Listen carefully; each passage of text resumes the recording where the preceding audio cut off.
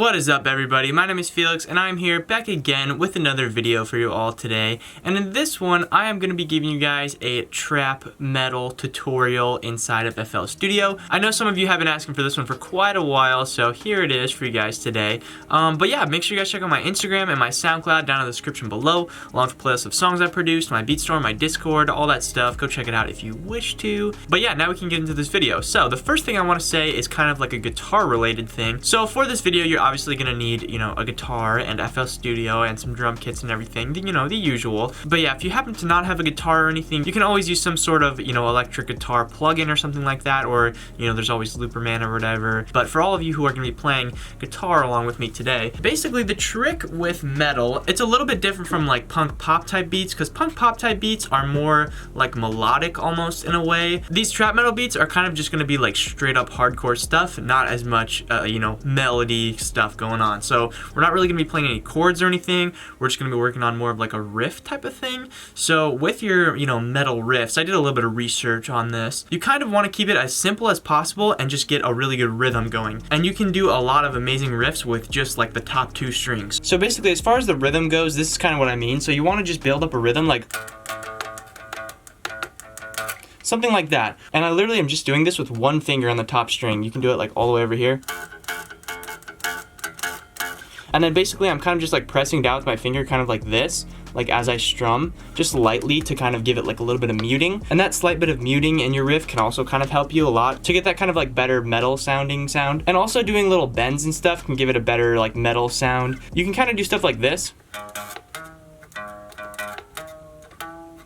But like when you get too like melodic with it, like if I were to do like a power chord, it would almost sound too like punk-esque.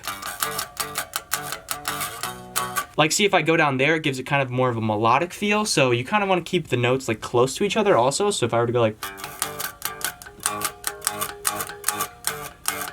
that gives it more of a metal sound. So you want to have that kind of, dissonance or whatever between your notes, whatever you want to call it. But the kind of creepy-ish metal sound that you're going for, really, with this one. But yeah, anyways, the riff that I came up with today that I'm going to use sounds a little bit like this.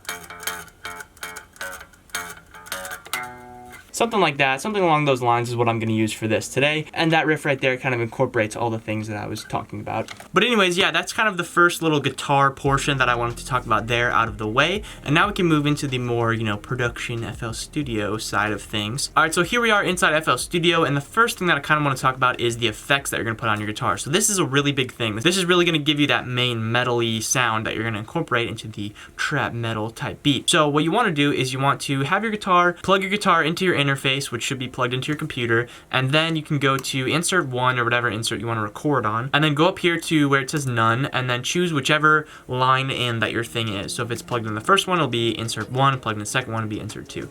So mine is insert one. So some people like to record their guitar with the effects on it, and then some people like to record their guitar and then put the effects on it. Honestly, for me, it just depends on how I'm feeling that day, but usually I do like to record with the effects on it. So really the main easiest thing that you can do is just put Guitar Rig on it, and Guitar Rig has a demo version, but also there is some like free presets inside of Guitar Rig. And funny enough, the preset that I'm gonna be using today is actually a free Guitar Rig preset, I'm pretty sure. But yeah, basically I'm just gonna load up Guitar Rig here, and then I'm going to go into styles and then metal, and then I think it's like number 40 or something. Yeah, it's called straightforward metal. So we're just gonna click on this one, and now this is kind of gonna give you that super nice metal sound. So yeah, basically that's what I'm going to use today, but you can also put different effects on it if you want to, if you don't want to download Guitar Rig, or if you don't have Guitar Rig or whatever. You can use like a combination of whatever, distortion effects are inside FL Studio, but really the big thing is that distortion. So you can use hardcore if you want to, and these are basically like emulation guitar pedals, so you can turn on the distortion and mess with it or whatever. I don't exactly know how good it is. It's probably, not amazing. You can also put like some compression on there, some reverb, but I personally don't like to have these, metal riffs have like a lot of reverb on them. But yeah, basically I'm gonna be using Guitar Rig, and then I'm going to put an Edison on here, but put that below the Guitar Rig. So what I usually do when I record any type of guitar is I'll just load up the Edison, and then I'll just start recording, and then I'll just play my guitar, play whatever I want to, and just keep it recording. And then once I'm done, I'll just cut out the part that I like and then drag it in, and then I'll be good to go. A couple things here though, you can put on a metronome if you like know the tempo in your head, or if you have like drums and stuff already made and you're not using this video to figure out the drums or anything, you can do that and just record it like that. But what I usually do is record it without any sort of metronome or drums, and then I just stretch it and stuff afterwards. So that's what I'm gonna do now, and I'm gonna record that riff that I was showing you guys earlier. All right, so I just recorded the guitar riff, and it sounds like this now.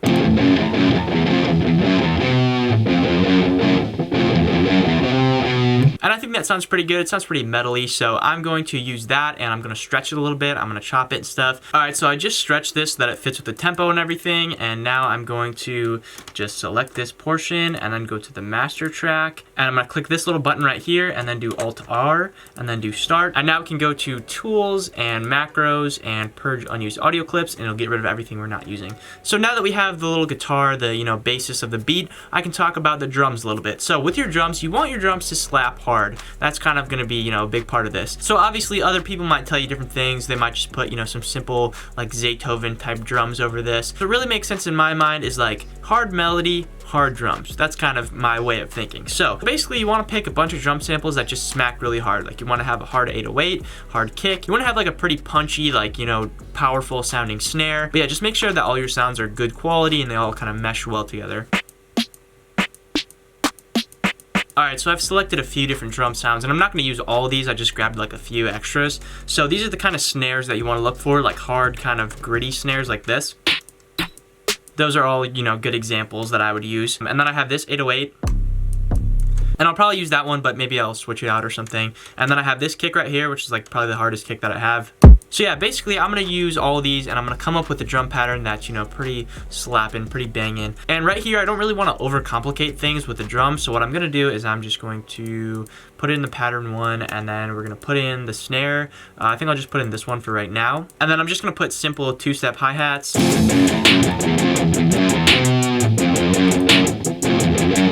So now I'm gonna add the kick, and I don't want the kick to be like too crazy or anything. I've seen like a few beats that are like, the kick is all over the place, but I kind of just want it to be a simple pattern that kind of moves along the beat, because with the, the way that I did the riff, it has a lot of rhythm in there, and I don't want to complicate the whole beat with like adding too many different like contrasting rhythms and stuff. So I'm just gonna add a simple kick.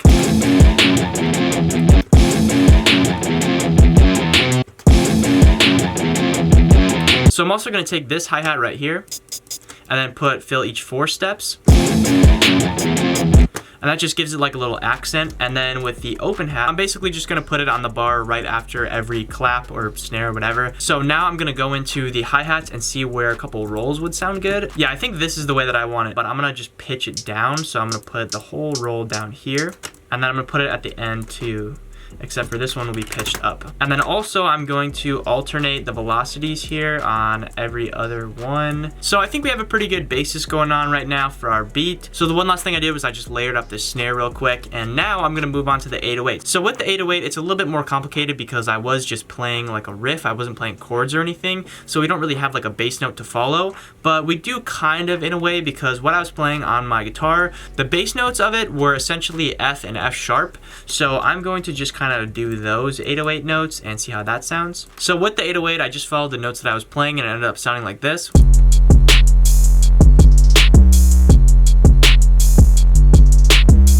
So because this 808 is like a little bit high pitched, what I'm gonna do is I'm going to actually pitch the sample, the original guitar sample, down a little bit so that I can pitch the 808 down as well. So I'm going to just go here and then go pitch and then just do -300, and now I can do this 3.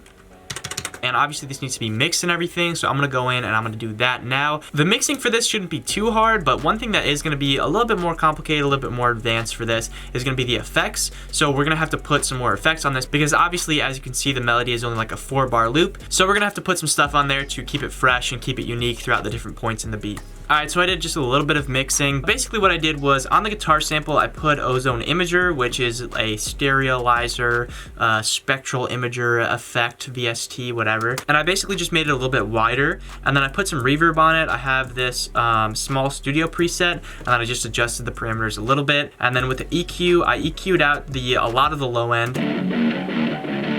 And then with the 808, what I did was made it really stereo, and then I also put this EQ on it to kind of cut out some of the high end, just because there was kind of a lot of high end in this sample.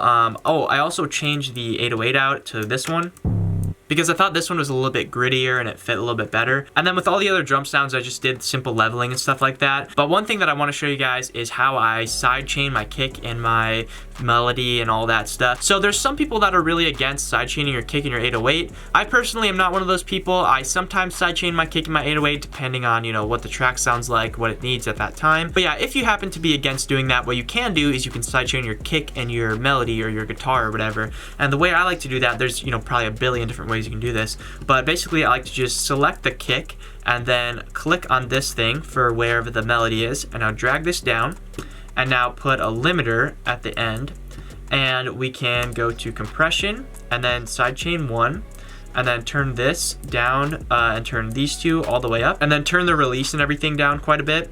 And now the threshold you're gonna have to adjust to where basically it's at like the top of the sound wave. So basically you're just gonna do this. And this is a little bit subjective because you can kind of just adjust this to whatever amount you want the kick to cut the volume out of your guitar. That was probably really confusing, but basically how much you want the volume to be dropping when the kick hits.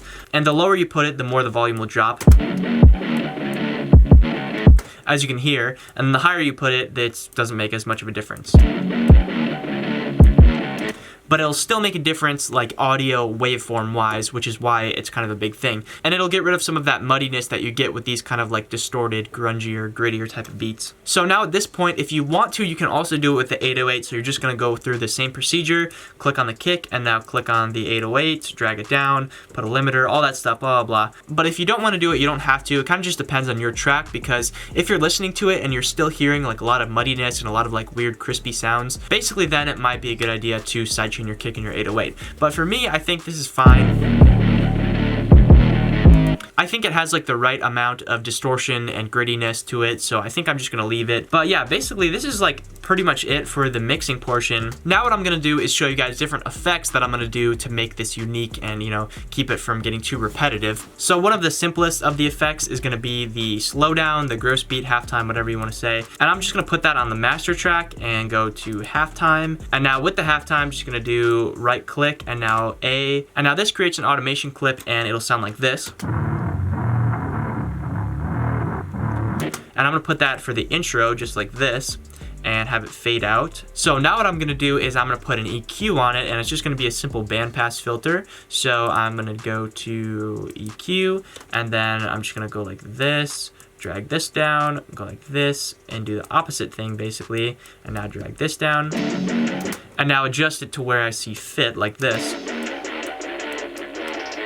So now I'm gonna create an automation clip with this as well, and probably put this like here maybe or something, but I'm just gonna add this at different points throughout the beat also. So a couple more things you can do is you can take the original guitar sample, make one right below, and then just hit make unique, and then pitch this one up an octave, or you can do down an octave. For me, I'm gonna do down an octave. Just double click and do pitch down like that. And that should sound good once you cut out a little bit of the low end there. So you can obviously do a million other things with this as well. Whatever you want to do, whatever you can add that's not going to overdo it, but it's still going to, you know, make your beat not get too repetitive. And then also with the drums, what you can do is you can, you know, make this 8 bars actually instead, and then just switch up a couple notes here like this, and you know, that'll sound good too. That'll keep it nice and fresh. And then also with certain sections, you can take out this second hi-hat and the open hi-hat too, so that it differentiates those two sections. So yeah, basically using all of those little tips that I just gave you guys, I'm gonna lay out this beat and then we'll be pretty much done. All right, so I just finished laying out the beat and I added a couple different things to it. So what I did here with this little melody that you can see is I just basically played F and then F sharp on my guitar, which are 2 of the notes that I used in the original riff, and then I pitched it down the same way that I pitched the original down. And I also played it with a slightly different rhythm, just a super basic rhythm. And this is just one of those things that gives it some more space and gives it some room to breathe a little bit. And then I added an 808 pattern that accommodates that section, the new section that I recorded. And then like I said, took out the hi-hats at certain points like that. And then here I have the bandpass come in, and then I put some tape stops in.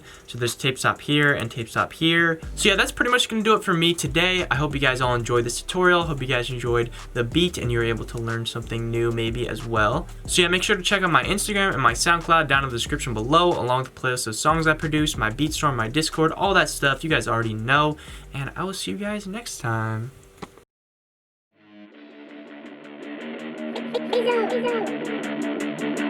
Feezo.